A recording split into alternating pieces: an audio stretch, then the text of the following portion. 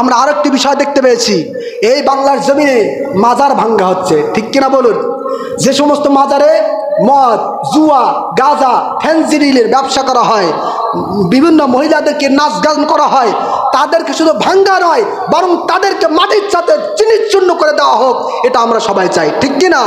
কিন্তু কোনো হক্কানি ওলামায়ে কেরাম, কোনো হক্কানি আলেম ওলামা তাদের মাজারে, তাদের গায়ে যদি হাত দেওয়া হয়, আল্লাহ পাকও সহ্য করবেন না, আমরাও সহ্য করতে পারি না, ঠিক কিনা? বুখারী শরীফের মধ্যে নবীজি বলেছেন, মান আদালি ওয়ালিয়ান ফাকাদ আযানতুহু বিল হারব, যারা আমার বন্ধু, যারা আমার আল্লাহর ওলিদের সাথে শত্রুতা পোষণ করে, তাদের বিরুদ্ধে আমি আল্লাহ পাক যুদ্ধের ঘোষণা করি। বলেন আল্লাহু আকবার। কাজেই যারা আজকে এই সুযোগে সদ্ব্যবহার করতেছেন, সাবধান থাকবেন। যদি ভণ্ড মাজারকে আপনারা গুড়িয়ে দেন, আপনাদেরকে সহযোগিতা করব। আর যদি কোনো হক্কানি ওলামায়ে কেরাম এবং হকপন্থী কোনো মাজারকে গায়ে যদি আপনি হাত দেন, এদেশের মুসলিম জনতা, সুন্নি জনতা তাদেরকে শক্ত হাতে প্রতিহত করবে, ঠিক কিনা বলুন? যতই বাধা আসবে ততই সুন্নি জামাত এক হবে, ঠিক কিনা বলুন?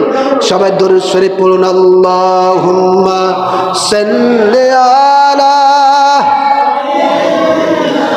মাওলানা মুহাম্মদ ওয়া আলা সাইয়্যিদিনা